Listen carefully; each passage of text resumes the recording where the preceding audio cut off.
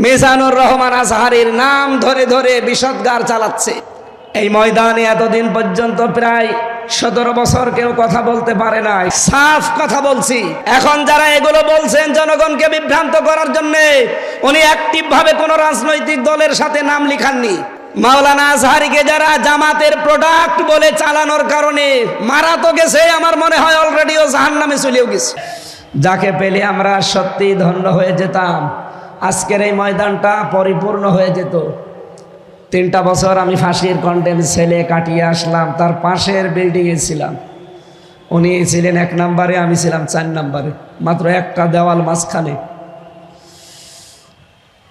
বিশ্বনন্দিত মুফাসসির কোরআন আল্লামা দেলাওয়ার হোসাইন সাইদি রহমতুল্লাহ আলাই, আল্লাহ রাব্বুল আলামিন তার গোলামের সারা জীবনের একটা দোয়া, আল্লাহুম্মা ইন্নী আসআলুকা শাহাদাতান ফি সাবিলিক। হে আল্লাহ, তুমি আমাকে সাধারণভাবে মরণ দিও না, শাহাদাতের মরণ দিও। আমি জেলখানায় যতবার সাক্ষাৎ পেয়েছিলাম, যাই কয়বার তার কাছে যেতে পেরেছিলাম, বারবার বলতেন, হামজা, আল্লাহ আমাকে যেন সাধারণভাবে মরণ না দিয়ে শাহাদাতের মরণ দেয়। আল্লাহ ঠিক তার সারা জীবনের সেই দোয়া কবুল করে জালেমদের মাধ্যমে ইমাম আবু হানিফা রহমতুল্লাহ আলাইহে তাকে যেমন বিষ প্রয়োগ করে হত্যা করা হয়েছিল, এ বাংলাদেশের কৃতি সন্তান তাফসীরুল কোরআন মাহফিল, এই শব্দটার সারা বিশ্বে যার নামে পরিচিত, তিনি শহীদ আল্লামা দেলাওয়ার হোসাইন সাইদি। তাফসীরুল কোরআন মাহফিল, এই শব্দের জনক বলা হয় তাকে। গণিতের জনক একজন আছে, ইতিহাসের জনক আছে, পৃথিবীর প্রত্যেকটা জিনিসের জনক আমরা আলাদা আলাদা বানিয়েছি। আমার যতটুকু জ্ঞান বা ধারণা, বাস্তবতা আমি দেখেছি, বাংলাদেশের তাফসীর মাহফিল এটা বললে আল্লামা সাইদির নাম চলে আসে। সেই শহীদ আল্লামা সাইদি সাহেবকে আমরা হারিয়ে ফেলেছি। রব্বুল আলামিন তার কবরটাকে যেন জান্নাতের সুউচ্চ মাকাম দান করেন, জান্নাতুল ফেরদাউসে একেবারে সর্বোচ্চ চূড়ায় আল্লাহ তাকে যেন পৌঁছিয়ে দেন। তার সারা জীবনের কোরআন প্রচারের খেদমত আল্লাহ কবুল করেন। দল, মত, জাতি, বর্ণ, ধর্ম নির্বিশেষে আজকের এই অনুষ্ঠান, এটা শুধু চট্টগ্রাম মুসলমানদের অনুষ্ঠান নয়। হাদা বায়ানুল লিন্নাস হুদাল লিন্নাস, মানুষ পদবাচ্য আমরা যারা বিবেচিত, সবার জন্য আজকের এই অনুষ্ঠান উন্মুক্ত। সুতরাং অন্যান্য ধর্মের যারা এসেছেন তাদেরকেও আমরা কোরআনের অনুষ্ঠান থেকে ওয়েলকাম জানাচ্ছি, স্বাগতম জানাচ্ছি। সম্মানিত উপস্থিতি, গতকাল আমার মাহফিল ছিল চুয়াডাঙ্গা। ওদের সাউন্ড সিস্টেমটা ভালো ছিল না, চাপ দিয়ে কথা বলতে গিয়ে কণ্ঠটা বসে গেছে। মুসাফির অবস্থায় আছি, অসুস্থ অবস্থায় আছি, এখনো মাজলুম অবস্থায় আছি। কারণ বিভিন্ন জায়গায় জালেম নেই, কিন্তু মুনাফিকদের দ্বারা বাধাপ্রাপ্ত হচ্ছি। সেই হিসাবে এই লক্ষ লক্ষ আল্লাহর বান্দা বান্দিদেরকে নিয়ে একটু দোয়া চাই, আল্লাহ যেন আমার কণ্ঠটা অন্তত 1.5 ঘন্টার জন্য তিনি ছেড়ে দেন। আরো জোরে বলেন আমিন। যে আল্লাহ আমাদের কোরআন শোনার জন্য নিয়ে আসলেন, আল্লাহ আমাদেরকে 5টি জিনিস দিয়েছেন। এই 5টি নিয়ামতের ভেতরে পৃথিবীতে আমরা মিলিয়েছি। বিজ্ঞান প্রমাণ করেছে এই 5টা বিষয় দুনিয়ার কারোর সাথে কারো মেলে নাই, কিয়ামত পর্যন্ত মিলবেও না। তার ভেতরে 1 নম্বরে এই যে কথা বলতে পারছি, কণ্ঠের স্বর। যতই কাছাকাছি মনে হোক, জীবনেও একরকম পাবেন না। বিজ্ঞান জানাচ্ছে এই কথা তৈরি হওয়ার জন্য কণ্ঠনালীর ভেতরে 27টা স্তর পার করা লাগছে। 27টা ধাক্কা খাওয়ার পরে একটা কথা যখন সর্বশেষ বের হয়, তখন ওর ধরনটা পাল্টিয়ে যায়। আমার সাথে অধ্যক্ষ মোহাম্মদ তাহের সাহেবের কথা জীবনেও মিলাতে পারবেন না। হয়তো 1 থেকে 26 পর্যন্ত স্তরগুলো ঠিক আছে, একটার পরে একটা 27 নাম্বার যখন বের হবে, কথাটা আল্লাহ পাল্টিয়ে দেবে। তার ঢং, তার আওয়াজ, তার সিস্টেম আমার আল্লাহ নিজে কন্ট্রোল করে পাল্টিয়ে দেন। প্রতিটি জায়গায় একজন করে ফেরেশতা বসে আছে। দ্বিতীয় নম্বরে আমরা পেয়েছি বিজ্ঞান ভিত্তিক এই যে আমাদের জহব্বা, এই জহবার ভেতরে 1,17,000 এখানে 1,17,000 সেল দেওয়া আছে। এর ভেতরে 357টা স্তর আছে। স্তর 1 লক্ষ, এর উপরে 1 লক্ষ না 1.5 কোটির উপরে আচ্ছাদন স্তর আল্লাহ আমাদের এই জহব্বার ভেতরে সাজিয়ে দিয়েছেন। আপনি যদি 1.5 কোটি খাবার এই পৃথিবীতে খেতে থাকেন, এক একটা জিনিসের স্বাদ এই জহব্বা আলাদা আলাদা বলে দিতে পারবে। আমি বিশ্বের যতগুলো দেশ ঘুরেছি, বাংলাদেশ সহ যতগুলো খাবার আমি খেতে পেরেছি, অন্যান্য দেশের কথা বাদ দিলাম, বাংলাদেশে গাজীপুরে কাপাসিয়া থানার নিরিবিলি একটা হোটেল আছে, সেখানে 180 প্রকার খাবার আমি পেয়েছি। আমার জহব্বার ভেতরে আল্লাহ স্বাদ নেওয়ার জন্য 1.5 কোটি স্তর দিয়েছেন। পৃথিবীর কোনো রেস্তোরাঁ, কোনো রেস্টুরেন্ট, কোনো হোটেলে, কোনো বাড়িতে আজ পর্যন্ত 1.5 কোটি প্রকারের খাবার কেউ রান্না করতে পেরেছে? পারবে? সবচাইতে বেশি হয় নিরিবিলি হোটেলে 180 প্রকার, এর উপরে আমি আর পাইনি। এই জন্যে আল্লাহ রাব্বুল আলামিন এই জহব্বার যে স্তর দিয়েছেন, এটা এক একজনের এক এক রকম স্বাদ গ্রহণ করার যোগ্যতা আল্লাহ রাব্বুল আলামিন দিয়েছেন। 3 নম্বরে পেয়েছি চামড়া। এই আমাদের শরীরের ভেতরে 3.5 হাত, এই বডিতে 9,768 প্রকার চামড়া আল্লাহ সাজিয়ে দিয়েছেন। এক এক জায়গার চামড়া এক এক রকম। সব জায়গার চামড়া যদি একরকম হতো, দুনিয়ায় কোনো কাজ আমরা করতে পারতাম না। আমার চামড়া ওনার চামড়া যদিও মনে হচ্ছে কাছাকাছি দেখতে, আমার চামড়া যদি ফেটে যায়, কেটে যায়, পুড়ে যায়, ওনার চামড়া এনে লাগিয়ে দেবেন। ডাক্তার সাহেব তো ছিলেন, চলে গেলেন, ওনাকে জিজ্ঞাসা করলো পেতেন। কোন মানুষের চামড়া আমার সাথে লাগাবেন, যত বেশি লাগাবেন তত পছন্দ ধরবে, ওই জায়গাটা নষ্ট হয়ে যাবে। আমার এই জায়গাটা যদি ভালো বানাতে হয়, আমার শরীরের এই 9,768 প্রকার চামড়ার কোনো জায়গা থেকে কিনে ওই জায়গায় লাগিয়ে দিলে আস্তে আস্তে ভালো হয়ে যাবে। বাড়ি যেয়ে বলবেন আল্লাহু আকবার। এরপরে পেয়েছি আমরা আঙ্গুলের ছাপ। দুনিয়া তৈরি হওয়ার পর থেকে আজকের এই দিন পর্যন্ত, এখান থেকে কিয়ামত পর্যন্ত যত মানুষ আসবে, কারো সাথে আঙ্গুলের এই ছাপ কোনোদিন মেলে নাই, কোনোদিন মিলবে না। অথচ মাত্র 153টা এখানে রেখা দেওয়া আছে, মাত্র 153টা। কারো সাথে কারো মিল নেই। যদি মিলে যেত, কত মানুষের জমি জায়গা যে উলট পালট হয়ে যেত, তার ইয়ত্ত ছিল না। এরপরে আমরা পেয়েছি 5 নম্বরে মানুষের চোখ। এই চোখের ভেতরে 1,70,000 রগ আছে, মনি আছে, কর্নিয়া আছে, লেন্স আছে, লেস আছে, ইকুয়াল আছে, ডিপ ইকুয়াল আছে। এগুলোর এক এক মানুষকে আল্লাহ এক এক রকম ভাবে দিয়েছে। কিয়ামত পর্যন্ত কারো চোখের এই স্তরগুলো, এই মনিগুলো একজনের সাথে আর একজন কিয়ামতের আগ পর্যন্ত মেলা সম্ভব না। যে আল্লাহ আমাদেরকে এগুলো দিয়েছেন, এই ময়দানে এতদিন পর্যন্ত প্রায় 17 বছর কেউ কথা বলতে পারে নাই। কোরআনের কথা হোক, বাইরের কথা হোক, অদৃশ্য শক্তি বিশেষ করে এই জালেমরা আমাদের কণ্ঠকে রোধ করে রেখেছিল। 27টা স্তর পার করে যে আল্লাহ আমাদের কথা বলার যোগ্যতা দিয়েছেন, খলাকাল ইনসান আল্লামাহুল বায়ান। আল্লাহ বলেন, আমি মানুষ বানিয়েছি, আমি কথা বলা শিখিয়েছি। সুতরাং আমরা যারা কথা বলতে পারছি, যে আল্লাহ 5টা নিয়ামত আমাদেরকে আলাদাভাবে দিয়েছেন, সে আল্লাহর জন্য পড়ছি আলহামদুলিল্লাহ।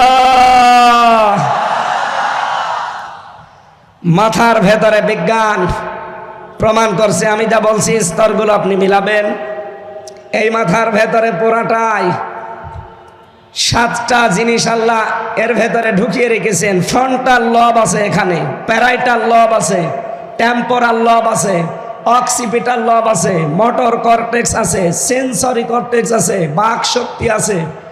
এর এক একটার ভেতরে 6টা করে জিনিস ঢোকানো আছে। কেউ ব্যথা অনুভব করে, কেউ সুখ পায়, কেউ শান্তি পায়, কেউ দুঃখ লাগলে টের পায়, কেউ আনন্দ পেলে টের পায়।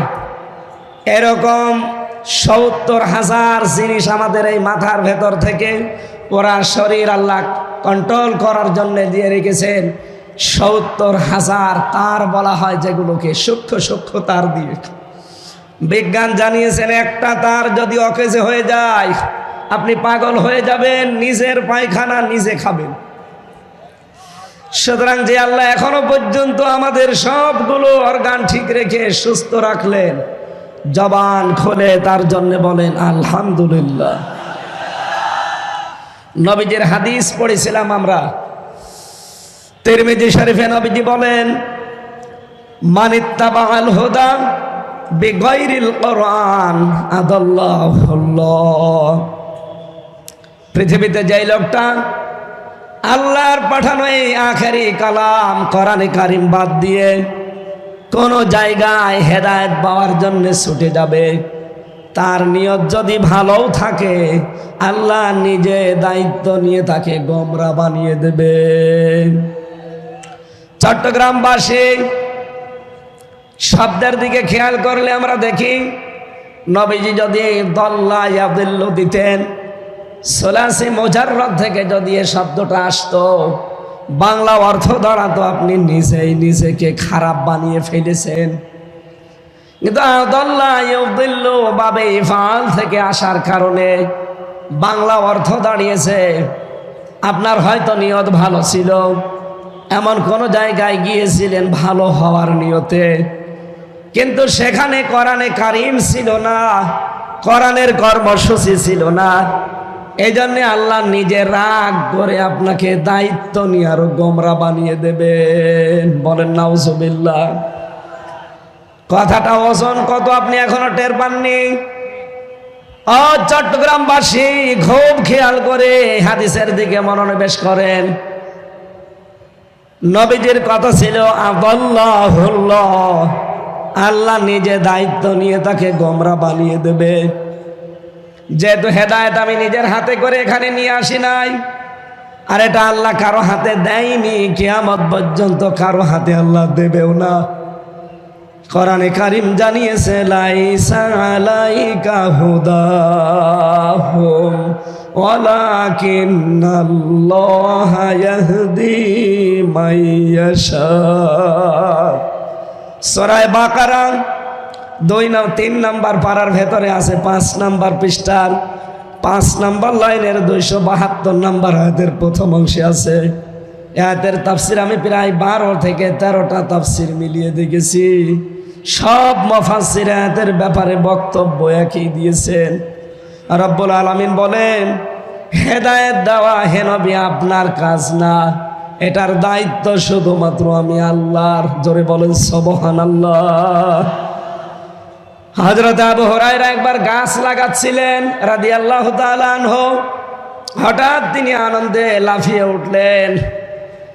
লোকজন জিজ্ঞাসা করে আবু হুরায়রা ভালোই তো লাগছিল, হঠাৎ করে আনন্দে লাফালেন কেন? হযরত আবু হুরায়রা বলেন এই কিছুক্ষণ আগে আমি নরের দরবারে ছিলাম, বিশ্ব নবীর দরবারে থেকে দেখলাম একটা আয়াত নাযিল হয়েছে, ইন্নাকা লা তাহদি মান আহবাবতা ওয়ালাকিন্নাল্লাহা ইয়াহদি মাইয়াশা। আল্লাহ পাক বলেন হে নবী আপনি যাকে চান ভালোবাসেন তাকে হেদায়েত দিতে পারবেন না, এটা আমি আল্লাহ যাকে ইচ্ছা করি শুধু তাকেই দান করি। এটা নবীজির হাতে যদি থাকতো, আল্লাহর নবী নিজের আত্মীয় স্বজন বংশের লোকদেরকে হেদায়েত গুলো দিয়ে আমার পর্যন্ত হয়তো আসতো না। আল্লাহ যেহেতু নিজের হাতে রেখেছেন, আমার মতো আবু হুরায়রাকে আল্লাহ যে পথ দেখিয়েছেন, এই জন্য আমি আজ আনন্দে হাসতেছি। বলেন সুবহানাল্লাহ। চট্টগ্রামবাসী, আমি যে কথাটাই হাদিস থেকে তুলে আনতে চাই, যেখানে কোরআন নেই ওখানে যদি আপনি ভালো হওয়ার নিয়তেও থাকেন, আপনাকে খারাপ বানিয়ে দেবে হামজা। কে? আরো জোরে আর একবার বলেন কে? তাহলে হাদিস থেকে আজকে একটা জিনিস নিয়ে যাওয়া লাগবে বাড়িতে। যেহেতু কণ্ঠটা আমার বসা, চাপ দিয়ে কথা বলা যাচ্ছে না, আপনারা জবাব জোরে দেবেন। এই দেশে এখন 48,000 পীরের দরবার আছে সরকারি জরিপে, বেসরকারি জরিপে আরো বেশি, আর এই চট্টগ্রাম বিভাগে এগুলো আরো বেশি। এই অঞ্চলে তো ঘরে ঘরে আল্লাহর ওলি। এক কথা বলেন না কেন? ঘরে ঘরে পীর সাহেব। পুরুষ মানুষ শুধু পীর দাবি করে শেষ হয়ে যায় না, মহিলারাও নাকি পীর। ওটা পীর আম্মা, মহিলা পীর। আমি পীর হতে নিষেধ করি না, পীর তো ভালো জিনিস। পীর মানে উস্তাজ, পীর মানে শিক্ষক, পীর মানে মুআল্লিম। আপনি যেটা জানেন না, যিনি জানে তার কাছে জেনে নেবেন, এইটার নাম পীর। এটার নাম কি? অধ্যক্ষ মোহাম্মদ আবু তাহের। আপনি যেটা জানেন না, ওনার যে বিষয়ে জ্ঞান আছে ওনার কাছে জেনে নেবেন, উনি আপনার পীর। ওনাকে পীর মানেন তো? এক কথা বলেন না কেন? এই হিসাবে 48,000 না, 48 লক্ষের উপরে পীর হয়ে যাবে না? এজন্য পীর জিনিস ভালো, কিন্তু ব্যবহারটা আমরা খারাপ করে ফেলেছি অনেকে। আজ বাংলাদেশের মানুষের স্বভাব, যে জিনিস যত ভালো বের হয় খুব তাড়াতাড়ি এই দেশের মানুষ তার নকল তাড়াতাড়ি বের করতে পারে। পীর তো ভালো জিনিস। এদেশে ইসলাম নিয়ে এসেছে পীর সাহেবরা। বাইজিদ বোস্তামি চট্টগ্রামের রহমতুল্লাহ আলাই, সিলেটের শাহজালাল রহমতুল্লাহ আলাই, আমার খুলনা বিভাগের খান জাহান আলী রহমতুল্লাহ আলাই, এই মানুষগুলো এই দেশে ইসলাম নিয়ে এসেছিলেন। তারা তো ভালো, কিন্তু এই জিনিসকে পুঁজি করে অনেকে আজ হাজারো দরবারে ব্যবসা করে খাচ্ছে। এই জন্য ওই সমস্ত দরবারে গেলে, বিশেষ করে চট্টগ্রামের বাইতুল শরফ মরহুম মাওলানা আব্দুল জব্বার রহমতুল্লাহ আলাই, আমি তার জীবনী পড়েছি। ওই সমস্ত সময় তাদের দরবারে আসলে তারা কোরআন তুলে দিত। আল্লাহর এই কোরআন পড়েন, বসেন, আল্লাহকে পেয়ে যাবেন। কিন্তু আমরা আশ্চর্যের সাথে লক্ষ্য করে দেখছি, এই 48,000 দরবারের পরবর্তীতে যারা এ দরবারগুলো এখন দায়িত্ব পেয়েছে, তাদের বংশধর, তাদের সন্তানাদিরা এখনো অনেকে আর কোরআনের উপরে নেই। হাদিস ছিল কি? কোরআন যেখানে নেই, ওখানে যদি আপনি ভালো হওয়ার নিয়তেও যান, আপনাকে খারাপ বানাবে কে? এই জন্য এই সমস্ত দরবারগুলোতে মানুষ কিন্তু ভালো হওয়ার নিয়তে আমরা যাই, কিন্তু অধিকাংশ জায়গায় দেখি ভালো হওয়ার পরিবর্তে মানুষ আরো খারাপ হয়ে যায়। আমি নাম ধরে বলছি আপনাকে সরাসরি জানার জন্যে। এই বাংলাদেশে হাজার হাজার দরবারের ভেতরে অন্যতম একটা দরবার রাজার কুতুববাগ। এই কথা বলেন না কেন? দেওয়ানবাগ। ওদিকে ফরিদপুরের আটরশি, সুরেশ্বরী, চন্দ্রপাড়া, আমার কুষ্টিয়ার লালনের মাজার, এই চট্টগ্রাম, সিলেট, বরিশাল, এ সমস্ত বিভাগ থেকে মানুষেরা দলে দলে পালে পালে কুষ্টিয়ার লালনের মাজারে যায়। আপনারা জান তো ভালো হওয়ার নিয়তে যে ওখানে আল্লাহর ওলি শুয়ে আছে, লালন শাহ। কিন্তু ওখানে কোরআন চলে না, কোরআনের কোন কর্মসূচি ওখানে নেই। ওখানে সব হয় প্রকাশ্য শিরিক, কুফরি আর বেদাত। সারা বাংলাদেশ সহ বিশ্বের আমি যতগুলো জায়গার খবর জানি, গাঁজা খেলে পুলিশে ধরে না আমি পাইনি, কিন্তু লালনের মাজারে পুলিশ পাহারা দিয়ে গাঁজা খাওয়ায়। পৃথিবীতে আমার মনে হয় একটা নিরাপদ জায়গা যেখানে পুলিশ পাহারা দিয়ে গাঁজা খাওয়ায়। এই জায়গায় মানুষ যাচ্ছে ভালো হওয়ার নিয়তে, ভালো হওয়ার পরিবর্তে মানুষ আরো খারাপ হয়ে যাচ্ছে। এই কারণে আগে বিড়ি খেত না, এখন বিড়ি খায়। আগে গাঁজা খেত না, এখন গাঁজা খায়। এই কথা বলে না কেন? কেন? কারণ কোরআন নেই, তুই ওখানে গেলি কেন? বলেন বলেন।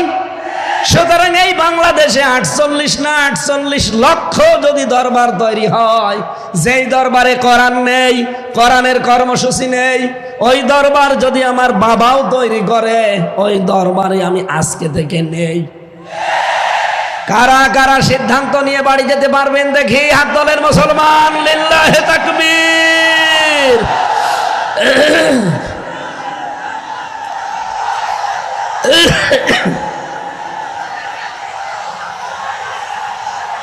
আলহামদুলিল্লাহ।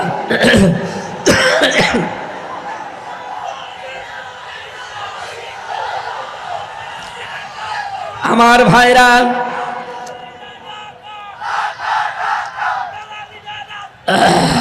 বসে।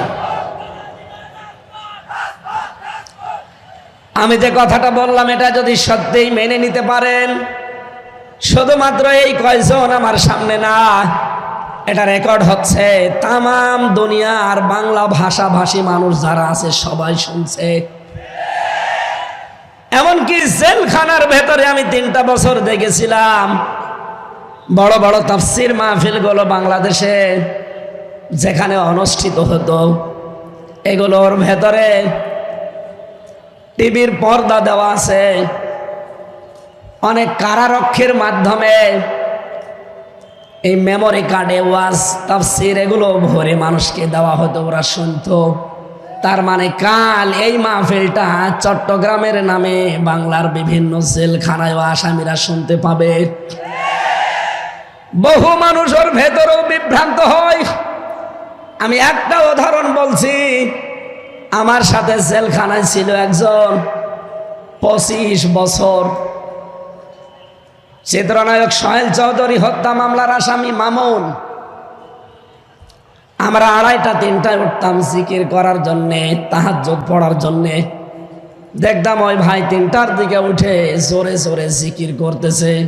কোনো জাতের জিকির না, বানানো জিকির। কি জিকির? উনি জিকির করছে ইয়া রাসূলুল্লাহ, ইয়া রাসূলুল্লাহ। কি গো? মাওলানা মামুনুল হক আর আমি এক জায়গায় ছিলাম, নামাজ ভুল হয়ে যেত ওর জিকিরের ঠেলায়। একদিন ডাক দিয়ে বললাম যে ভাই কি করেন? হুজুর জিকির করি। কিসের জিকির? রসুলের এশকে। ও, আপনি ইয়া রাসূলুল্লাহ, ইয়া রাসূলুল্লাহ জিকির পেয়েছেন কোথায়? বলছে আমার এই জেলখানায়, আমার রুমে একজন সবুজ পাগড়ি মাথায় দেওয়া মাইজ ভান্ডারী বাবার মুরিদ এসেছিল। উনি আমাকে এই জিকির শিখিয়েছে যে তাড়াতাড়ি যদি বের হতে চান তাহলে ইয়া রাসূলুল্লাহ জিকির করেন। মাওলানা মামুনুল হক আর আমি 2জন বললাম যে ভাই ইয়া রাসূলুল্লাহ বলে কোনো জিকির নেই। জিকির একটা ইবাদত। রাসূলের নামে আপনি দরুদ শরীফ পড়তে পারেন, কিন্তু জিকির যদি করতে হয় এই পৃথিবীতে একমাত্র করা লাগবে আমার আল্লাহর নামে। কোরআনে কারীম জানিয়েছে ওয়াল্লাযীনা লা ইয়াদউনা মা'আল্লাহি ইলাহান আখার। সূরা ফুরকান 68 নম্বর আয়াতের প্রথম অংশে আছে রব্বুল আলামিন বলেন, রহমানের বান্দা তো তারা যারা আল্লাহর সাথে অন্য কাউকে ডাকে না। চট্টগ্রামবাসী, সারা বাংলাদেশের 64 জেলাতে আমার এই ছোট্ট জীবনে আমার যাওয়া আছে। আমি দেখেছি সবচাইতে বেশি জিকিরের নামে ভণ্ডামি হয় চট্টগ্রাম বিভাগে। জিকির একটা ইবাদত, এইটা নিয়ে পাগলামি শুরু হয়েছে। আপনি আল্লাহ বাদে কারো নামে জিকির করতে পারবেন না। এই কথা বলেন না কেন? এই যে ফেনী, কুমিল্লা, ব্রাহ্মণবাড়িয়া কোন বিভাগে? চট্টগ্রাম। বলেন বলেন, এখান থেকে জিকির গুলো বেশিরভাগ আবিষ্কার হয়। এরা আল্লাহর নামে কিছুক্ষণ জিকির করার পরে দেখি জিকির করে ইয়া রাসূলুল্লাহ, ইয়া আলী বাবা, দয়াল বাবা, কেল্লা বাবা, ফতে বাবা, শাহ আলী বাবা। সাবধান মুসলমান, এদের পরবর্তীতে 69 নম্বর আয়াত ইউদাআফ লাহুল আযাবু ইয়াউমাল কিয়ামাহ। আল্লাহ পাক বলেন আমার নামে জিকির করে আর পাশাপাশি অন্য কাউকে যারা জুড়ে ডাকে তাদের শাস্তি হবে ডবল। এদের লাইভ চলছে, আমি জানি ওনাদের কানেও যাচ্ছে। চট্টগ্রামের মুসলমানেরা আপনার হাতে পায়ে ধরে বলছি, আমি আপনাকে বাঁচাতে চাই। আমি কোরআন দিয়ে দলিল দিয়েছি। আপনি যে বাবার কথা মতো জিকির করেন, উনি যদি কোরআনের দলিল দিতে পারে আমি আজকে আয়াত পড়ব না, আর বাদ দিয়ে দেব। কিন্তু আপনাকে কোরআনের দলিল দেওয়া লাগবে। কথা বলেন ঠিক কিনা? কিসের কেল্লা বাবা, কিসের ফতে বাবা, কিসের শালি বাবা? কোন বাবার নামে দুনিয়ায় জিকির নেই। জিকির হবে কার নামে? এমনকি লাভ ফাল দেওয়া জিকিরে নেই। জিকির হবে মনে মনে, কান্না জড়িত কণ্ঠে, মৃদু আওয়াজ দিয়ে, আবেগ দিয়ে। সূরা আরাফের 205 নম্বর আয়াতে 6 নম্বর আয়াতে আল্লাহ দলিলগুলো দিয়েছেন, আর আপনি বানিয়ে নিয়েছেন। এত জোরে জোরে লাফান, ফেরেশতারা পর্যন্ত আশ্চর্য হয়, আসলাম কোন দেশে। সাবধান, আজকে থেকে আর জিকির করা যাবে না আল্লাহ বাদে অন্য কোন নামে। জেলখানায় 25টা বছর ওই লোকটা, সে একটা মাসলুম মানুষ হয়ে গেছে। তাকে আপনি একটা ভালো জিকির শিখিয়ে দেবেন না, একটা নতুন আবিষ্কার করা জিকির আপনি শিখিয়ে তার জীবনটা আপনি ভুল পথে ঠেলে দিলেন। নিজেও তো জাহান্নামে যাচ্ছেন, ওই মানুষটাকেও সাথে নিয়ে যাচ্ছেন। হ্যাঁ, কথা বলেন না কেন? সুতরাং বাংলাদেশে আলেম নামে কিছু জালেম পয়দা হচ্ছে। আমি নাম নিতে চাই না, তাদের আমার ঘৃণা লাগে। এই মানুষগুলো আজ ইয়ালি বাবা, শালি বাবা, কেল্লা বাবা, ফতে বাবার নামে জিকির করে আপনাদেরকে দিয়েও করায়। ওরা জাহান্নামে যাচ্ছে, যাক, ওদের শাস্তি হবে ডবল। আপনি আমি ওদের সাথে যেতে চাই? বলেন। সুতরাং আজকে সিদ্ধান্ত নিয়ে যারা হাত তুলেছেন, কোরআন যেখানে নেই আমি ওখানে আজকে থেকে আর নেই। তাহলে হেদায়েত আপনাকে আমার আল্লাহ দেবে। দ্বিতীয় পয়েন্টে পেয়েছি, বাংলাদেশে এখন 48টা রাজনৈতিক নিবন্ধিত দল, এর বাইরে আরো আছে নিবন্ধনের বাইরে, সব মিলে প্রায় 84টা হবে। যতগুলো দল এই দেশে রাজনীতি করছে, যেই দলের কর্মসূচিতে কোরআন নেই, কোরআনের কর্মসূচি নেই, আল্লাহর কসম আপনি যদি ভালো হওয়ার নিয়তেও সেখানে থাকেন, নিজে আল্লাহ দায়িত্ব নিয়ে আপনাকে আরো খারাপ বানিয়ে দেবে।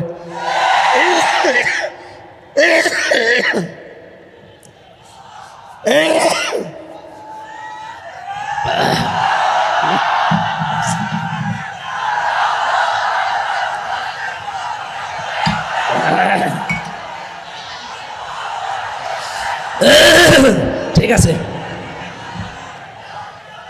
বীর চারতলাবাসী, আজকে থেকে এখনই সিদ্ধান্ত পরিবর্তন করা লাগবে। আমি আমার বাবার কথা বলছি না, আল্লাহর কসম আমি আমার ঈমান থেকে কথা বলছি। সুতরাং এই দেশে যেই রাজনৈতিক দলের কর্মসূচিতে কোরআন নেই, ওখানে যদি আমার বাবাও দলের প্রতিষ্ঠাতা হয়, আমি ওখানে যদি যাই আমাকে খারাপ বানিয়ে দেবে কে? সুতরাং আমি আমার বিশাল আখিরাত নষ্ট করতে চাই না। যেই দলে কোরআন নেই ওই দলে আমি নেই। কারা মন থেকে রাজি আছেন দেখি? লিল্লাহি তাকবীর। এই দেখেন তো, হাত তোলেনি কে? দেখেন।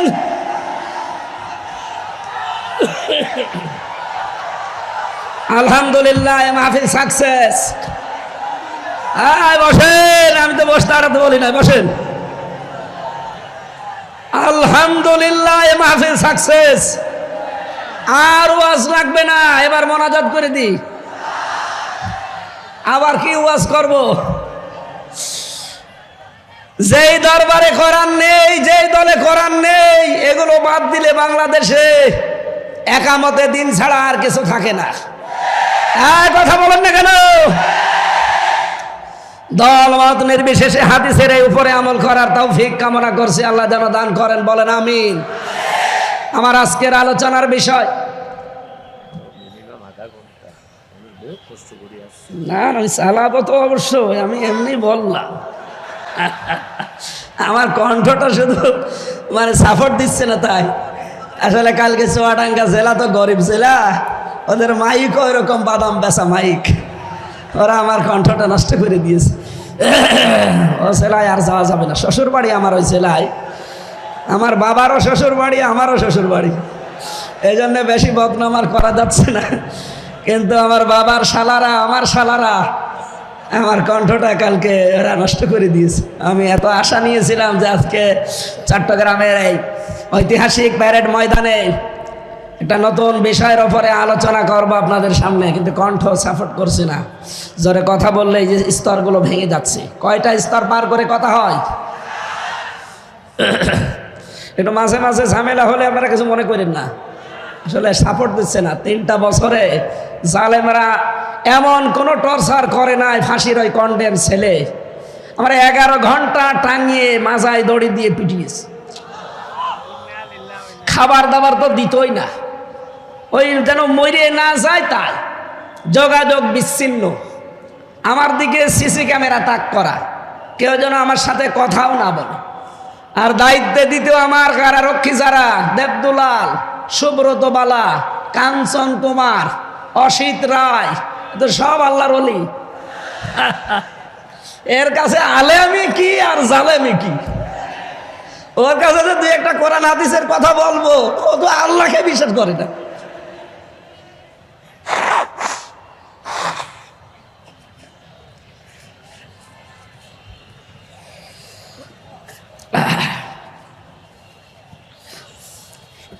যেখানে ভূতের ভয় সেখানে রাত হয়, এমনি 5-6 দিন আছি জ্বরে, এরপরে আবার এই বড় অনুষ্ঠানটা আমার কপালে পড়ে গেছে।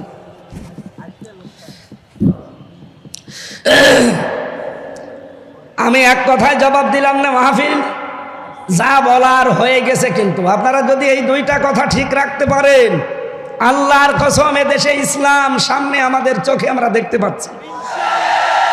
কারণ বিজয় যদি আসে তাহলে 9টা লক্ষণ আল্লাহ মানুষকে দেখায়।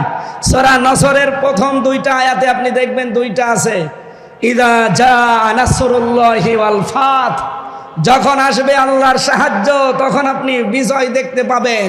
বিজয়ের চিহ্ন, নমুনা, সিমটাম 9টা। কয়টা?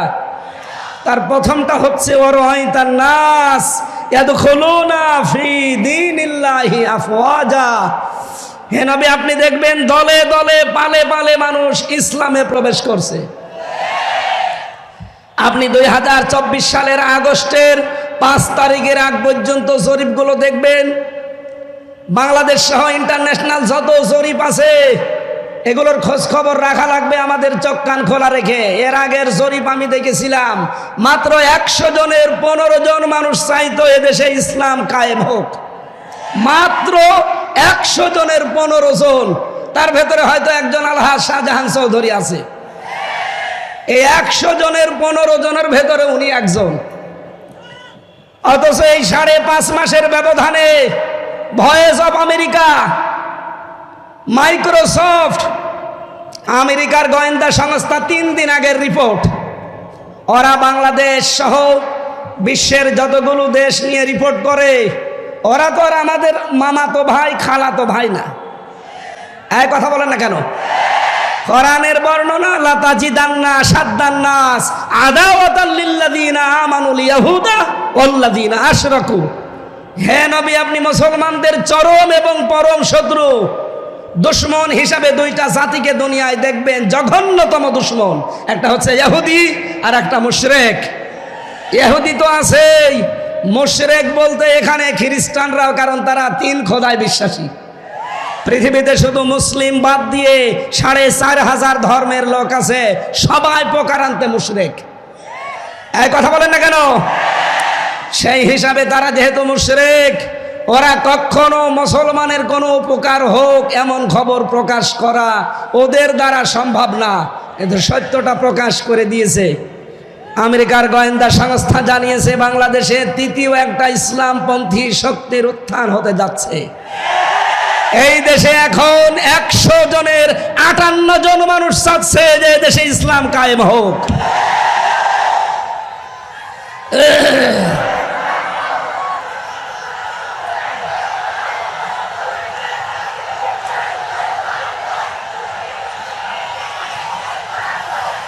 আলহামদুলিল্লাহ, সেই হিসাবে আমি বিশ্বাস করি সূরা নসরের এই 2 নম্বর আয়াত 100 ভাগ। আপনারা না 98 ভাগ? কত ভাগ? ফি দীনিল্লাহি আফওয়াজা, দলে দলে পালে পালে মানুষ ইসলামে প্রবেশ করবে। আগে আলহাজ শাহজাহান চৌধুরী যদি কুষ্টিয়ায় যেতেন খুব বেশি হলেও 200 থেকে 500 মানুষ হতো। এখন শাহজাহান চৌধুরী কুষ্টিয়ায় যাক, আমিরে জামাত ডক্টর শফিকুর রহমান কুষ্টিয়ায় যাক, চরমনায়ের পীর সৈয়দ রেজাউল করিম সাহেব যাক, 200-500 না, 2 থেকে 5 লাখ মানুষ কমপক্ষে হবে, কোনো ব্যাপারই না। এটা আফওয়াজার ভেতরে পড়ে না। মাত্র 5 মাসের ব্যবধানে যদি অবস্থা আল্লাহ তৈরি করে দেয়, আর 5 মাস যেতে দেন। এই জন্য সৈয়দ মুফতি রেজাউল করিম হাফিজাহুল্লাহ 3 দিন আগে উনি সাংবাদিকদেরকে জানিয়েছেন যে নির্বাচন 1 থেকে 1.5 বছর পর হোক, অসুবিধা নেই। পেছন দিক থেকে দেখলাম একজন জামা টেনে ধরছে। তার মানে সে বুঝে ফেলেছে যে না, হবে না। এ হুজুর সব এক হয়ে গেছে। দেশের দাড়িওয়ালা টুপিওয়ালা, নামের আগে যাদের মোহাম্মদ, নামের শেষে হুসাইন, এদেরকে আর থামানো যাচ্ছে না। এরা সব এখন এক হয়ে গেছে। সুতরাং আমি বিশ্বাস করছি কিছুদিনের ভেতরে দেখবেন 100 জনের 100 জন মানুষ বাংলাদেশে বলবে আমরা কোরআনের রাজ কায়েম করতে চাই। আল্লাহ যেন এটা দেখে মরার তৌফিক দেন, বলেন আমিন। জেলখানার 3টা বছরে ফাঁসির কন্ডেম সেলের ভেতরে যেহেতু যোগাযোগ বিচ্ছিন্ন ছিলাম, আল্লাহর সাথে সম্পর্ক আমার খুব ভালো ছিল। 24টা ঘন্টায় কোনো কাজ নেই। বই পড়ার জন্য কারারক্ষীকে বললে যেহেতু দেবদুলাল এনে দিত বঙ্গবন্ধুর আত্মজীবনী, ও ছাতা পড়ে আমি করবো কি? বলতাম যে স্যার একটু বই এনে দেন। একদিন নিয়ে এসে দিল বঙ্গবন্ধুর ছেলেবেলা। আমি বললাম এটা লাগবে না। তারপরের দিন বললাম, উনি নিয়ে এসে দিল বঙ্গবন্ধুর চীন সফর। স্যার আর বই নেই? হ্যাঁ আছে, নিয়ে আসেন। এরপরে নিয়ে এসে দিয়েছে বঙ্গবন্ধুর আত্মজীবনী। একদিন রাগ করে বলে ফেললাম যে বই নিয়ে আসার আর জায়গা পান না, আমার ফাঁসি চাই, এই বইটা নিয়ে আসতে পারেন না? এই বই পড়তে নেই। পড়তে নেই কেন? ওইটা নিয়ে আসেন। আমি মেজর ডালিম বলছি ওই বইটা নিয়ে আসেন। আপনি যেহেতু অন্য ধর্মের মানুষ, আপনি তো আনবেন না। তো অন্তত কোনো মুসলমান কারারক্ষীকে বলেন সে যেন একটা তাফসির আমার এনে দেয়। আল্লাহর ইশারা এনে দিয়েছে ফি জিলালিল কোরআন আর তাফহিমুল কোরআন। আমি যেই দুইটাকে সবচাইতে বেশি ভালোবাসি। 3টা বছর মাওলানা মামুনুল হক, মাওলানা শাকাওয়াত হোসেন রাজি আর মুফতি নূর হোসাইন নুরানি হাফিজাহুল্লাহ 3 জন আলেম আমার পাশে ছিল। খুব বড় মাপের আলেম তারা, কওমি মাদ্রাসার বড় ভালো মানুষ। অনেক অবদান আমার এই 3 বছরে তাদের জীবনে আর আছে। আমি তাদের কাছে ঋণী হয়েছি, তাদের কাছে অনেক কিছু পেয়েছি, বিশেষ করে আরবি গ্রামার। আমি কোরআনের সাথে তাফসিরের সাথে মিলিয়ে মিলিয়ে যেগুলো পেয়েছি 3টা বছর আল্লাহকে আমি একটা কথাই মনে হয় বেশি বলেছি, আল্লাহ জীবনে আমি কিচ্ছু চাই না, কোনোদিন বের হতে পারবো কিনা তাও জানি না। কারণ জালেম যে এইভাবে পড়ে যাবে কেউ কল্পনাও করে না। আমার একটাই দোয়া ছিল, মাবুদ যদি বাইরে কোনো দিন যেতে পারি, অল্প সময়ে মেন কথাগুলো তোমার বান্দাদের সামনে সহজ সরল ভাষায় যেন বলতে পারি, সেই তৌফিক আমাকে দিও। আর আমি চর্ম চোখে যেন দেখে মরতে পারি যে 56,000 বর্গ মাইল এই কালাম দিয়ে চলছে।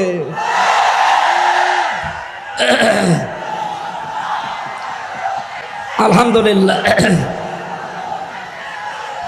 যেহেতু আমি মাজলুম ছিলাম ওই সময়, 3টা বছরই আমি প্রায় অসুস্থ ছিলাম।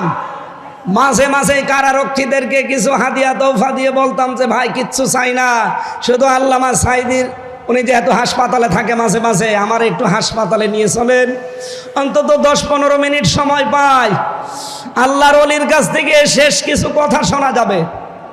উনি আমার শেষের দিকে 10টা মিনিট উপদেশ দিয়েছিলেন, হামজা আমার হয়তো জীবনে বের হওয়া যাবে কিনা জানি না, তবে যদি বাইরে যেতে পারো আমার দুইটা কথা বেশ ভালো মনে আছে। চট্টগ্রাম আর খুলনা এই দুইটা জায়গার নাম তিনি বলেছিলেন যে এই দুই জায়গায় যদি যেতে পারো, বাংলার জনগণকে এই দুই জায়গায় জানাবে কোনোদিন আমি কোরআনের কথা বলতে পিছপা হইনি, তোমারও নির্দেশ দিলাম কোনোদিন পিছপা হবা না। এটা আমার মাথায় হাত দিয়েছিল, আমার মনে হচ্ছে এখন ওনার হাত আমার মাথায় লেগে আছে। আমি ওনার ওই কথাটা যেন মরণের আগ পর্যন্ত মেনে চলতে পারি, আল্লাহ তৌফিক দেন, বলেন আমিন। কারণ সেই জবান কোরআন বলে, ওই জবানে কোনো ভয় থাকা উচিত না। কথা বলেন। রব্বুল আলামিন বলেন কিতাবুন উনজিলা ইলাইকা ফালা ইয়াকুন ফি সাদরিকা হারাজুম মিনহু লিতুনযিরা বিহি ওয়া যিকরা লিল মুমিনিন। বলেন আল্লাহু আকবার। সূরা আরাফের 2 নম্বর আয়াতে আল্লাহ বলেন এই যে একখানা কিতাব হে নবী আপনাকে আমি দিলাম, কি করবেন এটা নিয়ে?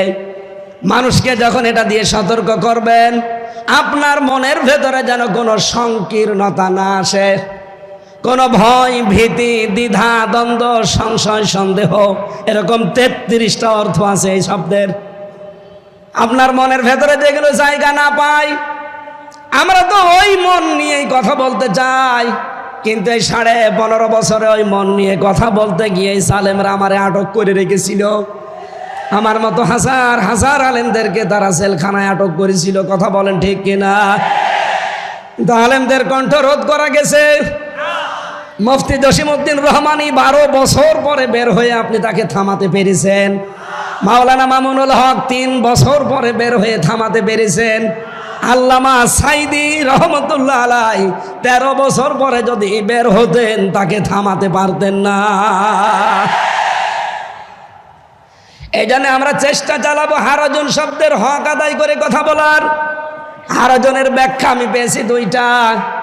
1 নম্বরে তাফসিরে ফি জিলালিল কোরআনে পাবেন, রব্বুল আলামিন বলেন হে নবী আপনি যখন কোরআন প্রচার করতে যাবেন, অনেক মানুষ এমন আছে আপনার কণ্ঠে কোরআন শোনার পর ওরা না বুঝে মন খারাপ করতে পারে, এরকম মানুষ চট্টগ্রাম বিভাগে নেই? আছে। ওই যে আলহাজ শাহজাহান সাহেব বলছিলেন না যে আমরা আপনাদের শত্রু না, আপনারা বিভিন্ন দরবারের নাম নিয়ে বিভিন্ন কল্যাণের নাম নিয়ে কাজ করছেন, ইসলামের করেন, কিন্তু আসেন এই মাহফিলে।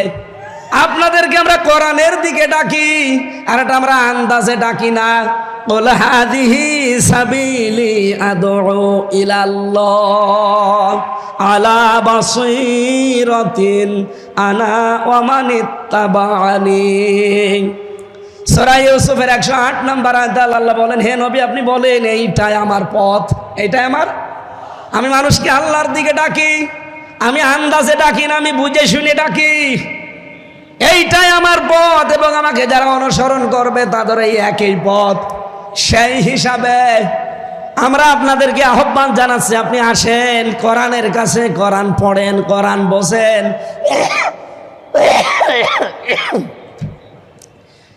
কিন্তু হারাজন শব্দের ব্যাখ্যাটা মিলে যায়। অনেক মানুষ দেখি না বুঝে না জানার কারণে আন্দাজে আমাদের উপরে মন খারাপ করে। আপনার সাথে আমার জমি জায়গা নিয়ে কোনো ভেজাল আছে? টাকা পয়সা নিয়ে ভেজাল আছে? বলেন বলেন। আপনি ইসলামকে বিদায় করে দিতে চান, নতুন ইসলাম আমদানি করতে চান, অথচ শান্তি কামনা করেন। কিয়ামত হয়ে যাবে, কিয়ামত হয়ে যাবে, আপনি শান্তি পাবেন না। এক দোকানদার, একটা ছোট্ট উপন্যাস পড়েছিলাম। এক দোকানদার, তার কর্মচারীর নাম হচ্ছে ইসলাম, তার একটা মেয়ে ছিল, নাম তার শান্তি। যেহেতু এক জায়গায় থাকে, ছেলে আর মেয়ে দুইজন এক জায়গায় থাকলে আকর্ষণ সৃষ্টি হতে পারে না। আল্লাহ 6টা জিনিসের প্রতি মানুষের আকর্ষণ তৈরি করে দিয়েছেন, তার ভেতরে 1 নম্বরে মহিলা, নারী। যেহেতু পর্দার বিধান মানে না, এই জন্য তাদের ভেতরে দেখা সাক্ষাৎ, প্রেম, মন দেওয়া নেওয়া। শেষ পর্যন্ত মালিক টের পাওয়ার পরে বলছে দেখো আমার বাড়ির কর্মচারী আর আমার মেয়ের সাথে লাইন, আচ্ছা করে পিটিয়েছে। পিটিয়ে চাকরি শেষ করে বাড়িতে তাড়িয়ে দিয়েছে। ইসলাম চিন্তা করছে, মালিক তোমার এই শান্তির কারণে আজ আমি মার খেলাম, চাকরি হারালাম, দেখি ওই শান্তি কয়দিন বাড়ি থাকে। চট্টগ্রাম রেল স্টেশনে যে মোবাইলে কল দিয়েছে, শান্তি তুমি কোথায়? বাড়িতে। তাড়াতাড়ি চলে আসো, চট্টগ্রাম রেল স্টেশনে পালানো লাগবে। শান্তি ওর কথা মতো এসেছে, নিয়ে পালিয়েছে দুইজন আল্লাহর রাস্তায়। নাউজুবিল্লাহ, এটা কি আল্লাহর রাস্তা? শয়তানের রাস্তা। বিয়ের আগে যারা পালিয়ে যায় কি আল্লাহর রাস্তায় যায় না শয়তানের? এই জন্য বিয়ের আগে প্রেম করা জায়েজ নেই, প্রেম হবে বিয়ের পরে। এই কথা বলেন না কেন? বিয়ের পরে যদি সত্যি আপনি প্রেম করতে পারেন, এই যে মোতাহার ভাই আজ 16 বছর পরে ঠাকুরগাঁও বাড়ি, আমার সাথে জেলে ছিল বিডিআর, 16 বছর পরে বের হয়েছে, মাত্র 14 দিনের স্ত্রী রেখে। বিয়ের পরে মাত্র 14 দিন সংসার করে জেলে গিয়েছিল, 16 বছর জেল খাটার পরে কয়েকদিন আগে বের হয়েছে। এসে দেখে বউ এখনো যায়নি, ওই অবস্থায় আছে। ওনার প্রেম হয়েছিল বিয়ের আগে না, বিয়ের পরে। এখন সাংবাদিকরা বলছে আপনি যে বিয়ে করেছিলেন কিভাবে, যে বৃত্তান্ত আসার সময় আমি শুনছিলাম। এই জন্য বিয়ের আগে যারা প্রেম করে ওদের 100 জনের 98টা সংসার টেকে না। এই কথা বলেন না কেন? বিয়ের পরে যাদের প্রেম হয় ওদের 100 জনের 98টা সংসারই টিকে যায়। এর দৃষ্টান্ত এই যে মোতাহার আলী বিডিআর ভাই, পালিয়েছে দুইজন। সকালবেলা দেখে মেয়ে বাড়ি নেই, শান্তি। দোকান খোলা বাদ দিয়ে রাস্তায় চিল্লাচ্ছে, আমার শান্তি গেল কোথায়, আমার শান্তি গেল কোথায়? এলাকার লোকজন বলছে কি হয়েছে? বলে আমার শান্তিকে খুঁজে পাওয়া যাচ্ছে না। লোকজন বলে আপনি চিল্লাচ্ছেন, দাঁড়ান, শান্তি খোঁজ করার আগে বলেন আপনার বাড়ির কর্মচারী সেই ইসলাম কোথায়? ওকে গতকাল আমি পিটিয়ে বের করে দিয়েছি, বিদায় করে দিয়েছি। লোকজন বলে আপনি কি পাগল না মাথা খারাপ? ইসলামকে পিটিয়ে ঝাঁটিয়ে বিদায় করে দেওয়ার পরে আপনি শান্তি তালাশ করেন? ইসলাম যেখানে শান্তি সেখানে।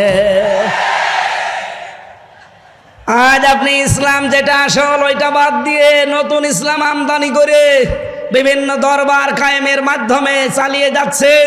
যখন তাফসির করা হয় ওইগুলো টেকে না, তখন আপনার মন খারাপ হয়। এই কথা বলেন, আপনি শান্তি দিতে পারবেন না, আরো অশান্তির দাবানল ওখানে জ্বলবে। হারজনের দ্বিতীয় ব্যাখ্যা পেয়েছি। হে নবী, আপনি যখন কোরআন থেকে তাফসির করবেন, ব্যাখ্যা বিশ্লেষণ জানাবেন, তখন দেখবেন সমাজে অনেক নিয়ম নীতি চালু করা আছে ইসলামের নাম বলে, যেহেতু আগে ওইগুলো ইসলাম আসলে না, মানুষের বানানো। আপনি আসল ইসলামের কথা বললে ওইগুলো টিকবে না। যারা ওইগুলো নিয়ে এতদিন আবহমান কাল ধরে বিভিন্ন নাম দিয়ে ব্যবসা করে খাচ্ছে, তারা আপনার উপরে রাগ করবে, আপনার হাদিয়া তওফা নজর নিয়াজ তখন ওরা বন্ধ করে দেবে। আমাদের সারা দেশে এখন একই অবস্থা। কথা বলেন ঠিক কিনা? কথা বলার আগেই এই 15.5 বছর তো কান পোড়া দিত, এখন কান পোড়া না দিলেও এই কথা বলে যে কোরআন থেকে আপনি কথা বলবেন, শুধুমাত্র কবরের কথা বলবেন। আরে ভাই, আপনি যে কবরের কথা বলার জন্য আমার কানের কাছে মুখ নিয়ে বলেন, কবরে তো সর্বপ্রথম শুরু হবে 3টা রাজনীতি। যারা আজ বলেন যে কোরআনের সাথে রাজনীতির সম্পর্ক নেই, আমার এই ছোট্ট মাথার ভেতরে 918 জায়গায় আয়াত পেয়েছি কোরআন দিয়ে রাজনীতি করা লাগবে। আমার চাইতে যারা বড় বড় মাথা নিয়ে বসে আছে ওনারা আরো বেশি পাবে। সুতরাং এই কথাগুলো যারা বলেন, আমার মনে হয় তারা কোরআন মানে কি তাও জানে না। ওদের পেটে যদি আপনি বোম মেরে বলেন যে কোরআন মানে কি বলেন, তো বলতে পারবে না। আমার যতটুকু বিশ্বাস, যারা কোরআনের কথা শুনলে শুধু রাজনীতির গন্ধ খোঁজেন, এখন নতুন নতুন করে কিছু মানুষ তৈরি হচ্ছে। আগামীকাল যিনি আসবেন তার পেছনে অনেকে অলরেডি লেগে গেছে। বিশেষ করে আমার চুয়াডাঙ্গার একজন, চাঁপাইনবাবগঞ্জের স্বামী স্ত্রী 2 জন, কিশোরগঞ্জের এক আল্লাহর ওলি, আগে ছাত্রলীগের সভাপতি ছিল। হাসিনা নমিনেশন দেয়নি, তাড়িয়ে দিয়েছে, বাধ্য হয়ে এখন খয়রাতি আর একটা দলে যোগ দিয়েছে। এই 4 জনের কথা সারা বাংলাদেশে আমি শুনতে পাচ্ছি। মিজানুর রহমান আজহারীর নাম ধরে ধরে বিষদগার চালাচ্ছে। ডক্টর মিজানুর রহমান আজহারির নামে জামাতের প্রোডাক্ট বলার কারণে আল্লাহ একজন জাহান্নামের কিট জাহান্নামে পাঠিয়ে দিয়েছে। এই কথা বলেন না কেন? সাবেক এক প্রতিমন্ত্রীকে জাহান্নামের কিট ওইটা, কারণ তার আদর্শ মোহাম্মদ রাসূলুল্লাহ ছিল না, ওর আদর্শ ছিল কোনো এক বাবা। এই কথা বলেন না কেন? সাফ কথা বলছি, বাংলাদেশে যার আদর্শ বিশ্ব নবী নয়, আপনি মরে গেলে বিনা হিসাবে বিনা বিচারে জাহান্নামে যাবেন, বিচারও লাগবে না, হিসাবও লাগবে না। আমি বানিয়ে বলছি। সূরা হুদ 12 নম্বর পারা 12 নম্বর পৃষ্ঠার 1 নম্বর লাইনের 98 নম্বর আয়াত, ইয়াকদুমু কওমাহু ইয়াউমাল কিয়ামাতি ফাআওরাদাহুমুন নার ইলা আখির আয়াত। যদিও আয়াতটা ফেরাউন সম্পর্কে নাজিল হওয়া, যত তাফসীর পড়েছি সব মুফাসসির আয়াতের বক্তব্যে সামারাইজ এইটাই দিয়েছেন, যেই দলের নেতা জাহান্নামে যাবে ওই দলের কর্মী সব তার সাথে জাহান্নামে যাবে। আপনি এবার বিবেককে জিজ্ঞাসা করে দেখেন, আপনার নেতা কি জান্নাত পাওয়ার মতো? আপনি এমন নেতার আদর্শ মানেন যার রাত 9টার পরে ঠিক মতো পা মাটিতে পড়ে না, তাল গাছকে ধাক্কা দিয়ে বলে ভাই সাইড দিয়ে আর কতক্ষণ দাঁড়াবো। এই কথা বলেন না কেন? এই জন্য রাজনীতির গন্ধ না খুঁজে মাওলানা আজহারিকে যারা জামাতের প্রোডাক্ট বলে চালানোর কারণে মারা তো গেছে, আমার মনে হয় অলরেডিও জাহান্নামে চলেও গেছে। কারণ তার আদর্শ যেহেতু বিশ্বনবী ছিল না, যার আদর্শ নবী মুহাম্মদ রাসূলুল্লাহ না, সে কোথায় যাবে?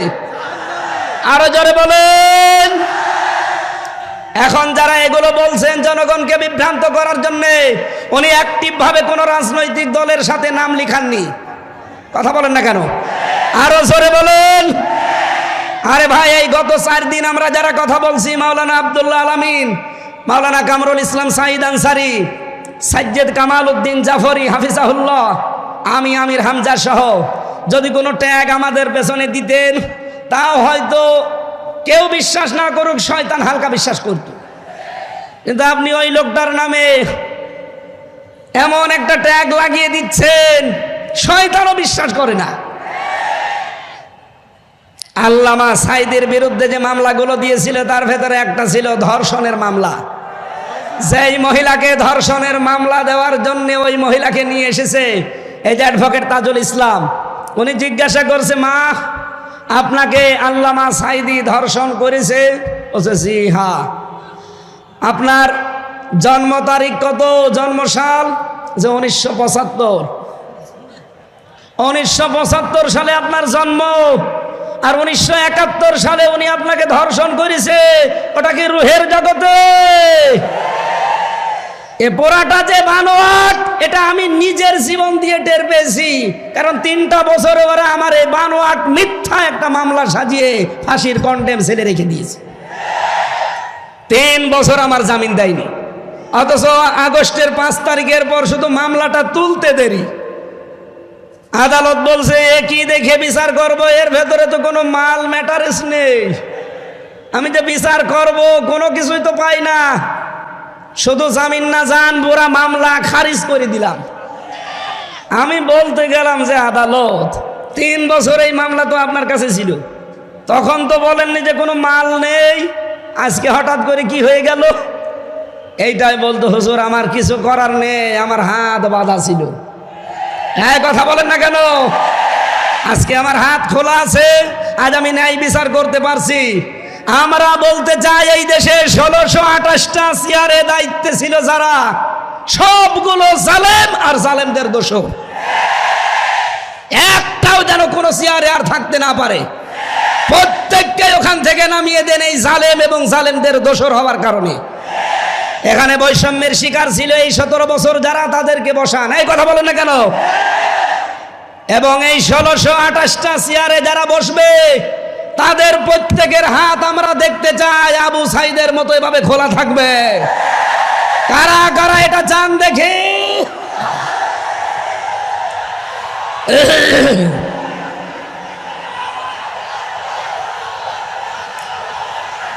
আলহামদুলিল্লাহ।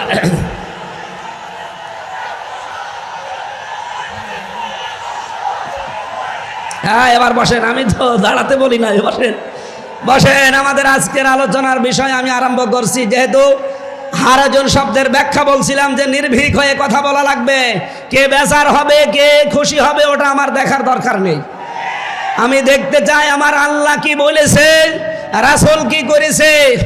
এ কথাটা বলেছিলেন বিংশ শতাব্দীর একজন মুজাদ্দিদ। এই যে এই বইটায় যার ছবি দেখতে পাচ্ছেন, মাওলানা সাজ্জেদ আবুল আলা মওদুদী রহমতুল্লাহ আলাইহ। তার এই কথাটা বিশ্বের হাজার হাজার লক্ষ লক্ষ মানুষের কলিজায় লেগেছে যে আমি ইসলাম মানতে গিয়ে কোনোদিন দেখিনি যে বাবা কি বলেছে, দাদা কি করেছে, পীর সাহেব কি বলেছে। না, আমি দেখতে পেয়েছি আল্লাহ কি বলেছে, রাসূল কি করেছে। আমরা তার এই কথাকে সামনে নিয়ে তাফসীরুল কোরআন মাহফিল লিখে দিয়েছেন। আমার তেলাওয়াতকৃত আয়াত সূরা বাকারার 278 নম্বর আয়াতটার উপরে ভিত্তি করে আমরা কথা বলবো। মুমিন জীবনের 7 দফা কর্মসূচি আমার আল্লাহ আমাদেরকে দিয়েছেন। মরণের আগে হলেও আমরা যেন এই 7 দফা কর্মসূচি দুনিয়ায় পালন করতে পারি, আল্লাহ তৌফিক দেন, বলেন আমিন। এই 7 দফা কর্মসূচি যদি আমরা পালন করতে চাই, এর এগেনস্টে, এর বিপরীতে আমাদের প্রকাশ্য শত্রু কে? আরো জোরে বলেন। শয়তানও 7টা কর্মসূচি খাড়া করে রাখবে। আজকের আলোচনার বিষয় মুমিনের 7 দফা কর্মসূচি বনাম শয়তানের 7 দফা কর্মসূচি। দেখি আমরা কোনটা নিতে পারি। আল্লাহ রাব্বুল আলামিন জানিয়েছেন, ইয়া আইয়ুহাল্লাযীনা আমানু আতিউল্লাহ ইয়া আইয়ুহাল্লাযীনা আমানু তাকুল্লাহা ওয়া যারু মা বাকিয়া মিনার রিবা ইন কুনতুম মুমিনিন। এই বসেন বসেন, খুব গুরুত্বপূর্ণ বিষয়। এখান থেকে আজকে নিয়ে বাড়ি যাওয়া লাগবে। আমার প্রথম মুমিন জীবনের কর্মসূচি দফা 1 নম্বরে আমার আল্লাহ দিয়েছেন, মুমিন যেই সমাজে থাকবে ওই সমাজে সুদ থাকতে পারবে না। এই জন্য আল্লাহ ইমানদারকে ডাক দিয়েছেন, ওহে যারা ইমানের দাবি করো, আমাকে ভয় করো। ওয়াযারু মা বাকিয়া মিনার রিবা, সুদের যত বকে আছে সব ছেড়ে দাও। ইন কুনতুম মুমিনিন, যদি মুমিন দাবি করো। তাহলে মুমিন জীবনের 1 নম্বর দফা সুদ মুক্ত সমাজ তৈরি করা। আর এটাই বাংলাদেশে তৈরি করবে ফেরেশতারা। আরো জোরে বলেন, আরো জোরে বলেন।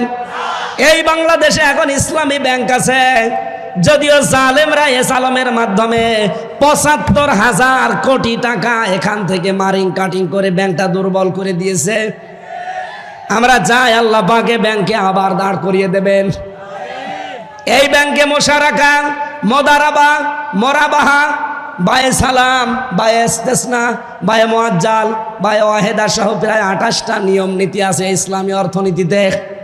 এই বাংলাদেশে যত ব্যাংকিং সেক্টর আছে, ব্যাংকিং ব্যবস্থা আছে সমাজে, এই দেশে যদি সরকারিভাবে যাকাত কায়েম হয়, সবগুলোতে ইসলামী অর্থনীতির ভিত্তিতে ব্যাংক চলবে। কথা বলেন ঠিক কিনা? তখন ইচ্ছা করলেও আপনি আর সুদ খেতেও পারবেন না, সুদ দিতেও পারবেন না। আজ চট্টগ্রামের বিভিন্ন এলাকায় আমরা শুনেছি টাকা ছেড়ে রাখে, টাকা আসে না, নেই? বলেন বলেন। ১,০০০ টাকা দিলে মাসে মাসে ২০০ টাকা করে বেশি দেয়, তার মানে ১২০০ টাকা দেয়। এটা মায়ের সাথে জেনা করার গুনাহ হচ্ছে। চট্টলাবাসী, আজকে থেকেই কঠোর সিদ্ধান্ত নেওয়া লাগবে, আগামীর বাংলাদেশ হবে সুদ মুক্ত বাংলাদেশ। এটার জন্য যদি দল করা লাগে, এটার জন্য যদি মিছিল করা লাগে, এটার জন্য যদি মিটিং করা লাগে, এটার জন্য যদি ভোট দেওয়া লাগে, মুমিন জীবনের প্রথম দফা যেহেতু এইটা, এ কাজে আমরা আছি না নেই? আল্লাহ তৌফিক দেন, বলেন আমিন। 2 নম্বরে বেশি দফা, মুসলিম না হয়ে আমরা কেউ মরব না। সূরা আলে ইমরানের 102 নম্বর আয়াতে আল্লাহ দলিল দিয়েছেন, ইয়া আইয়ুহাল্লাযীনা আমানু ইত্তাকুল্লাহা হাক্কা তুকাতিহি ওয়া লা তামুতুন্না ইল্লা ওয়া আনতুম মুসলিমুন। ওহে যারা ঈমানের দাবি করো, আমি আল্লাহকে ভয় করো যেভাবে ভয় করা উচিত, আর তোমরা মরবা না যতক্ষণ তোমরা মুসলমান না হতে পারো। আমাদের জাতির পিতা হযরত ইব্রাহিম আলাইহিস সালাম ইন্তেকালের আগে তার কলিজার টুকরা সন্তানদেরকে ডাক দিয়ে তিনি বলেছিলেন, ওয়া ওয়াসা বিহা ইব্রাহিম বানিহি ওয়া ইয়াকুব ইয়া বানিয়া ইন্নাল্লাহ হাসতাফা লাকুমুদ্দিনা ফালা তামুতুন্না ইল্লা ওয়া আনতুম মুসলিমুন। হযরত ইব্রাহিম এবং ইয়াকুব ইন্তেকালের আগে সন্তানদেরকে ডাক দিয়ে বললেন, কলিজার টুকরার সন্তানেরা, অবশ্যই আল্লাহ তোমাদের জন্য একটা দিনকে নির্ধারিত করেছেন, মনোনীত করেছেন। দিন মানে রাতের পরে যে দিন আসবে ওই দিন, ওটা ইসলাম। দিন মানে কি? আরো জোরে বলেন। ওই দিন তোমরা দুনিয়াতে মেনে চলবা। ফালা তামুতুন্না, আর মরবা না, ইল্লা ওয়া আনতুম মুসলিমুন, যতদিন মুসলমান না হতে পারো। এজন্য মুমিন জীবনের দ্বিতীয় দফা হবে মুসলিম না হয়ে আমরা মরব না। আল্লামা সাইদি রহমতুল্লাহ আলাই সারা জীবন যদি নিজে কোরআন পড়তেন, একটা শত্রু বাংলাদেশে পেতেন না। সারা জীবন যদি কোরআন বুঝতেন, একটা শত্রু তার থাকতো না। সারা জীবন যদি কোরআনে কারিম মেনে চলতেন, একটা শত্রু তার বাংলাদেশে থাকতো না। তিনি যেই বলেছেন এই কোরআন আমি নিজে পড়বো, নিজে বুঝবো, নিজে মানবো, শুধু তা না, এটা আমি মানুষকে মানাতে চাই। এই কথা বলুন। তখনই তার শত্রু হয়ে গেছে চট্টগ্রামের আলেমদের আলেম, হাজার হাজার আলেমের উস্তাদ, হেফাজত ইসলাম বাংলাদেশের সাবেক আমির মরহুম আল্লামা শাহ আহমেদ শফি রহমতুল্লাহ আলাই। যতদিন বলেছেন আমি কোরআন পড়বো, বুঝবো, নিজে মানবো, একটা শত্রু তার ছিল না। এদেশে অনেকে চিনতও না। যেই বলেছে না আমি এটা মানুষকে মানাতে চাই, তখনই তার নাম হয়ে গেছে তেতুল হুজুর। এই জন্য আমাদের এই দেশে আমি মুসলমান না হয়ে মরব না। এই কর্মসূচি হাতে নিলে অবশ্যই কিছুটা কিছু বাধা আসবে। সব বাধা আমি উতরিয়ে যাব, কারণ এটা আমার জীবনের দফা। 3 নম্বর দফায় পেয়েছি ওসিলা ধরতে হবে জিহাদকে। কাকে? সূরা মায়েদার 35 নম্বর আয়াতে দেখবেন, ইয়া আইয়ুহাল্লাযীনা আমানুত্তাকুল্লাহা ওয়াবতাগু ইলাইহিল ওয়াসিলাতা ওয়াজাহিদু ফি সাবিলিহি লাআল্লাকুম তুফলিহুন। বলেন আমিন। আল্লাহ ডাক দিয়েছেন, ইমানদারেরা আমাকে ভয় করো, আর আমাকে পাওয়ার জন্য একটা ওসিলা তালাশ করো। সেই ওসিলার নাম হচ্ছে জিহাদ। নাম কি? তাহলে আশা করা যায় তোমরা সফল হবে। বাংলাদেশে বহু মানুষ এই আয়াতটা নিজের দিকে টেনে টেনে ব্যাখ্যা করে, আমাদেরকে ভুল ইনফরমেশন দেয়। তারা বলতে চায় ওসিলা তালাশ করো মানে পীর ধরো। কোন তাফসিরে আমি এটা পাইনি, ওরা সব বানিয়েছে। ওসিলা শব্দের ব্যাখ্যা পেয়েছি আমি 3টা। ওসিলা মানে নেক কাজ, ওসিলা মানে কোরআন, ওসিলা মানে 3 নম্বরে নবীর সম্মান। আপনি পীর ধরা লাগবে পেলেন কোথায়? সুতরাং আল্লাহ পর্যন্ত পৌঁছানোর একটাই মাধ্যম আছে উত্তম, সেটা হচ্ছে জিহাদ। আর জিহাদ বলা হয় তাকে অন্যায় যেখানে জিহাদ সেখানে। আজ বাংলাদেশের সবচাইতে বড় অন্যায় আরম্ভ হয়েছে চাঁদাবাজি। সুতরাং চাঁদাবাজি যেখানে, দলমত নির্বিশেষে ঐক্যবদ্ধ হয়ে প্রতিহত করা লাগবে সেখানে। এটার নাম জিহাদ। এইটার মাধ্যমে আল্লাহ পর্যন্ত যাওয়া যাবে। এটা আমাদের জীবনের 3 নম্বর দফা বানানো লাগবে মুমিন জীবনের। 4 নম্বরে বেশি সত্যবাদীদের সাথে থাকা লাগবে। সূরা তাওবা 119 নম্বর আয়াতে আছে, ইয়া আইয়ুহাল্লাযীনা আমানুত্তাকুল্লাহা ওয়া কুনু মা'আস মা'আস সাদিকিন। ওহে যারা ঈমানের দাবি করো আমাকে ভয় করো, আর দুনিয়ায় যারা সত্যবাদী তাদের সঙ্গে থাকো। জোরে বলেন সুবহানাল্লাহ। সত্যবাদী পৃথিবীতে আল্লাহর দৃষ্টিতে তারা, এই দুনিয়ায় যাদের সম্পর্ক কোরআনের সাথে আর কোরআন কায়েমের সাথে। আপনি তাফসিরে ফি জিলালিল কোরআন দেখবেন, এর ব্যাখ্যা আছে। 5 নম্বরের দফা পেয়েছি, সদা সত্য কথা বলা লাগবে। সূরা হাসাবের 70 নম্বর আয়াতটা দেখবেন, ইয়া আইয়ুহাল্লাযীনা আমানুত্তাকুল্লাহা ওয়া কুলু কাওলান সাদীদা। ওহে ঈমানদারেরা, আল্লাহকে ভয় করো আর কথা বললে সোজা সরল সত্য কথা বলো। এ নির্দেশ কার? এই বাংলাদেশে যখনই আপনি এই দফাটা কায়েম করতে যাবেন যে আমি সত্য বই মিথ্যা বলিব না, তখন হাজারো মিথ্যা বিচার বন্ধ হয়ে যাবে। আমি দেখেছি আমার বিরুদ্ধে 4 জন সাক্ষী এনেছিল প্রশাসন। এই জালেম সরকার কুষ্টিয়ার 4 জনকে বানিয়ে সাক্ষী নিয়ে এসেছিল আমার বিরুদ্ধে। তারা সাক্ষী দেওয়ার আগে পিপি তাদেরকে কোরআন শরীফ হাতে তুলে দিল। এটা তুলে দিয়ে বলছে, যাহা বলিব সত্য বলিব, সত্য বই মিথ্যা বলিব না। অথচ এটা যে হাত থেকে সরে গেল দেখলাম পুরা যা বললো সব মিথ্যা কথা। এই জন্য আমার জীবনের দফা বানানো লাগবে এটা। আমি যদা যা বলবো এখন থেকে সদা সত্য কথা বলবো। কথা বলে না কেন? 6 নম্বরে আমি দফা পেয়েছি, মুমিন জীবনের এইটাই আমার মনে হয় আসল দফা। এখন থেকে বিশ্ব নবী মুহাম্মদুর রাসূলুল্লাহকে একমাত্র আদর্শ মানা লাগবে। সূরা হাদীদের 28 নম্বর আয়াতটা আপনি তাফসীর খোলেন, ইয়া আইয়ুহাল্লাযীনা আমানুত্তাকুল্লাহা ওয়া আমিনু বিরাসূলিহি ইউতিকুম কিফলাইনি মির রাহমাতিহি ওয়া ইয়াজআল লাকুম নূরা তামশুনা বিহি ওয়া ইয়াগফির লাকুম আল্লাহু গফুরুর রহিম। ওহে যারা ঈমানের দাবি করো আমাকে ভয় করো, ওয়া আমিনু বিরাসূলিহি, আর আমার রাসূলের উপরে ঈমান আনো। আই আতিউল্লাহ আতিউর রাসূল। এখানে তাফসিরে হাক্কানির ভেতরে মুফাসসির লিখেছেন, রাসূলের উপরে ঈমান আনা মানে তার আদর্শ মেনে চলা।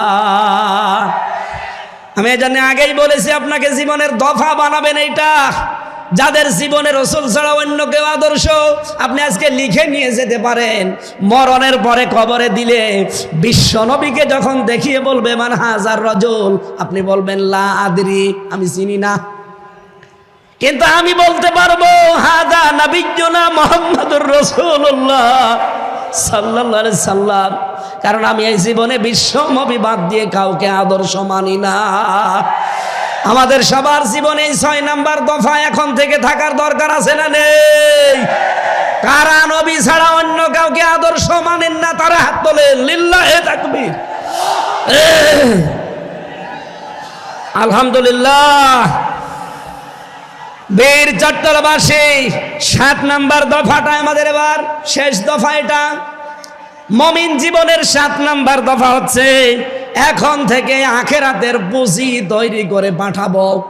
সূরা হাশরের 18 নম্বর আয়াতে আমার আল্লাহ দলিল দিয়েছেন, ইয়া আইয়ুহাল্লাযীনা আমানুত্তাকুল্লাহা ওয়াল তানজুর নাফসুম মা কদ্দামাত লিগাদ ওয়াত্তাকুল্লাহ ইন্নাল্লাহা খাবীরুম বিমা তা'মালুন।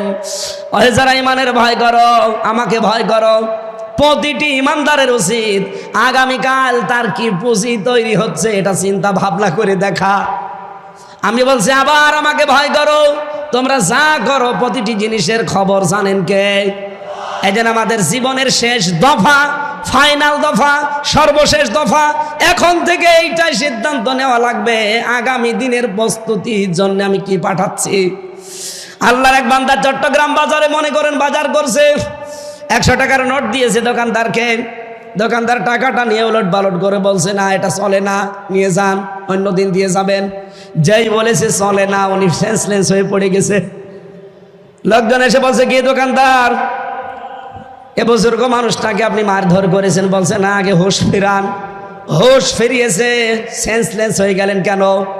আপনাকে মেরেছে দোকানদার? লোকটা বলে না, সেন্সলেস হলেন এই টাকাটা দিয়েছিলেন মানে উলট পালট করে দেখে বলছে এর মাঝে যে লাল দাগ থাকার দরকার ছিল একটা দাগ ওইটা নেই, এটা অসল টাকা, এটা চলে না। আমি চিন্তা করলাম আমারও তো জীবনের একটা 100 টাকার নোট আছে, তার নাম হায়াত। আমি যদি এখনই মারা যাই, কবরে আমাকে যদি আল্লাহ দিয়ে দেয়, জিজ্ঞাসা করে বান্দা তোর যে জীবন নিয়ে আসলি এই জীবনটা অসল? এর ভেতরে শয়তানের যে 7 দফা ছিল প্রত্যেকটাই পাওয়া যাচ্ছে। শয়তানের 7 দফার প্রথম দফা, শয়তান চায় মানুষকে শিরকে নিমজ্জিত করতে।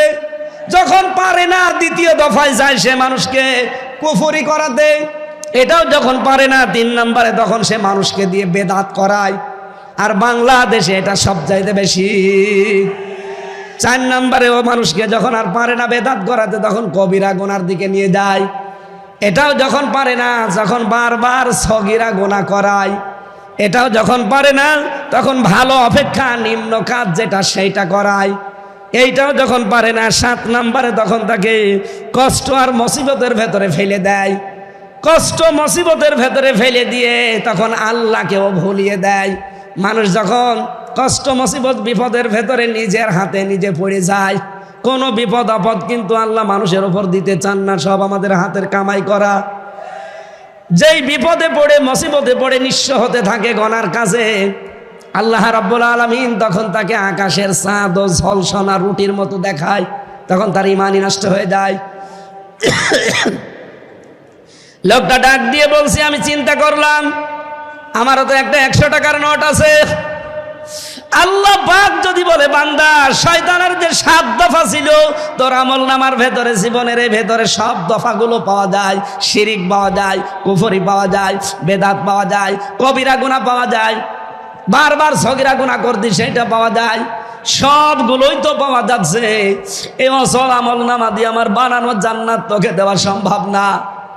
তখন আমার কি হবে এই চিন্তা করে আমি সেন্সলেস হয়ে গেছি। আমি যখন একা একা থাকি মাঝে মাঝে আমার চিন্তা হয় রব্বুল আলামিন যদি বলে হামজা 2024 সালের ডিসেম্বর মাসের 31 তারিখ পর্যন্ত তোরে মাফ করে দিলাম, যা তোর জবাব দেওয়া লাগবে না। তোর এই 33 জানুয়ারি মাসের 1 থেকে আজকে 29-30 তারিখ, এই 30টা দিনের হিসাব দিয়ে তুই জান্নাতে চলে যা। আমার মাঝে মাঝে চিন্তা হয় একা থাকলে যে আমার এই 30 দিনের হিসাব দেওয়াও সম্ভব না। আপনারা পারবেন? এই জন্য 7 নম্বর